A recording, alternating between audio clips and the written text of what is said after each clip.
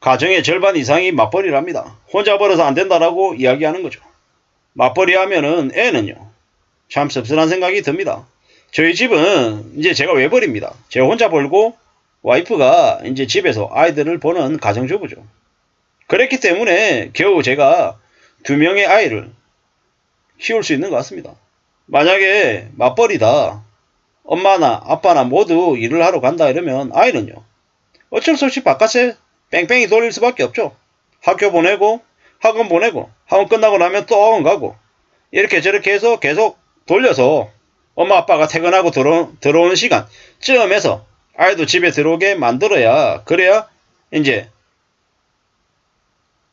진행이 되는 거죠. 씁쓸한 얘기죠. 애가 갑자기 아프기라도 하면 어떻게 됩니까? 엄마나 아빠나 연차 내야 되거나 반차 내야 된다고 머리가 아픈 거죠. 할머니 할아버지가 좀 옆에서 돌봐줄 수 있는 그런 여건이 돼야 그게 가능한 거지. 그게 아니면 답이 없는 겁니다. 경제적으로는 이제 저희 집 같은 경우야 외벌이로 생활하는 걸 이제 이미 지금 벌써 몇 년인가 한 14년 넘게 이렇게 해오다 보니까 여기에 이제 적응이 됐죠. 근데 그렇지 못한 사람들은요. 당장에 맞벌이 하다가 외벌이로 바뀌면 수입이 줄어들면 이제 또 거기에 또 적응하기가 또 힘들어지죠. 이미 지금 이제 신혼이든 중년이든 연끌 해가지고 집을 산 사람들은 그만두고 싶어도 맞벌이를 못 그만둡니다. 왜? 와이프 신용 다 땡기고 남편 신용 다 땡기고 그렇게 해가지고 빚을 내가지고 집을 산 거단 말이죠. 이게 감당이 되냐고요? 감당이 안 되죠. 제가 아는 후배는 이제 본인이 한 350만원 와이프가 한 400만원 벌어요. 둘이 많이 번대요. 그렇게 해서 대출을 주담대를 5억을 받았어요. 5억을 대출 받고 살고 있는데 지금 이자가 얼마냐? 월에 한 250만원쯤 내요. 근데 조금 더 지나면 맞벌이해서 돈을 버는데 한 명분의 월급을 고스란히 이자 갚는데 내야 될지도 모릅니다. 지금도 벌써 원리금 납부하는데 둘 중에 한 명의 월급이 다 들어가고 있죠. 이게 현실입니다.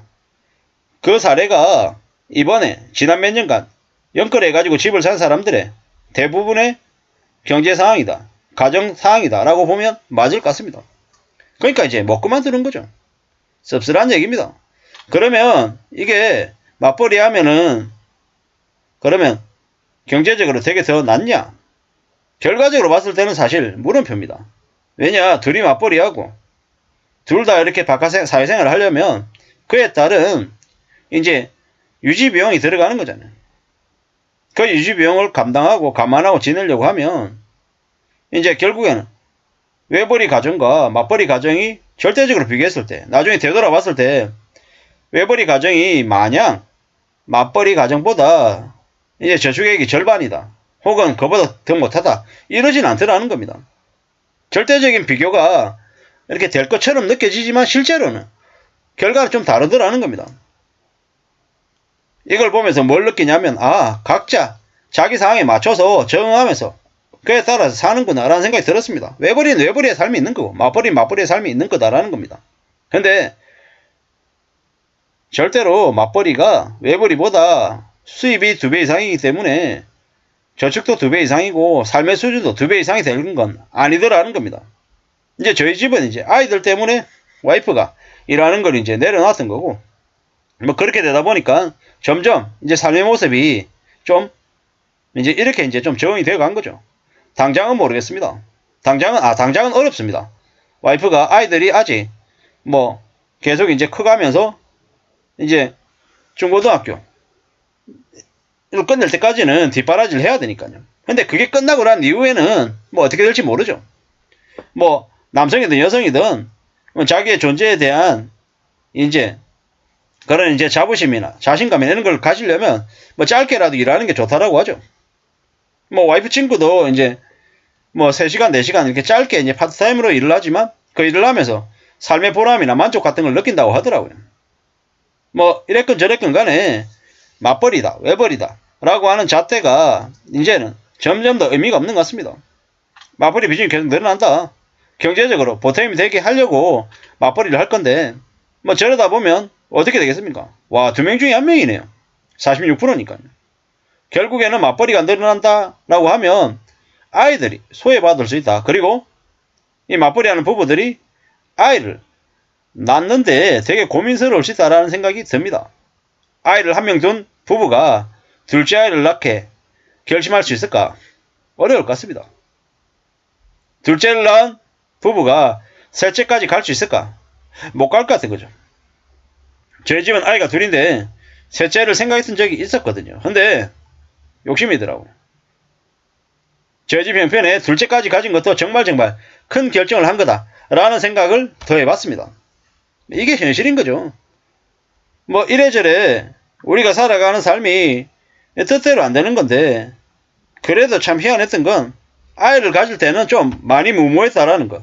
그렇기 때문에 지금 저희 집에 둘째 아이가 있는 거고 지금 생각해도 후회하진 않습니다. 가끔 그런 생각은 솔직히 합니다. 경제적인 부분하고 맞바꾼 건 아닌가라는 생각을 하는데 돈은 나중에도 벌 수 있지만 아이를 갖는 건 나중에 못하는 거다라는 생각에 좀 더 이렇게 결심을 했던 것 같습니다. 물론 뭐 형편이 넉넉해서 그런 결정을 한 건 아니고요. 형편은 넉넉지 않은데 여유롭지 않은데 그래도 뭐 여유롭게 생활비를 100만, 200만, 300만 더 쓰는 것보다 아이를 하나 더 가져서 물론 힘은 더 들지만 그렇게 해서 이제 자매를 만들어준다 라는 게 더 클 거다 이렇게 생각을 했습니다. 그런 생각으로 이제 둘째를 가졌는데 현실은요 힘들죠. 무지하게 힘들죠. 무지하게 빡셉니다. 그래서 이제 그런 생각을 하는 거죠. 대한민국이라고 하는 나라에서는 맞벌이도 필수고 출산은 엄두를 못 낼 엄청난 큰 숙제구나 라는 생각을 했습니다. 앞으로 점점 더 출산율이 더 낮아질 것 같습니다. 저는 개인적으로 대한민국의 국회의원들을 나이 제한을 둬야 된다고 생각합니다. 그리고 20대 30대가 대거 진출해야 된다고 생각합니다. 왜? 그래야 지금의 청년들이 지금의 2030들이 출산을 왜 힘들어하고 취업을 왜 힘들어하고 왜 비투와 연끌에 빠지는지 이런 것에 대한 좀 관심들이 좀 더 확대되지 않겠냐라는 거죠. 2030들에 대한 금융교육도 늘어나야 되고요. 빚을 당연하게 생각하는 의식도 많이 바뀌어야 되는데 그러려면 정치계에 2030들 아주 젊은 피들이 많이 수혈이 돼서 60대, 70대, 80대 노인들은 좀 줄어들게끔 해줘야 된다는 거죠. 그런 연령대 균형도 좀 맞춰줘야 지금 청년들에 대한 관심, 정책들이 조금 더 갖춰지지 않겠냐라는 거죠. 맞벌이 하면서 사는 사람들에게 출산하게 하려면 어떤 정책이 필요한지는 누가 더 잘 알겠습니까? 2030들이 더 잘 안다라는 거죠. 60, 70 먹은 나이 든 분들이 이해를 못한다라는 생각을 해봤습니다. 감사합니다.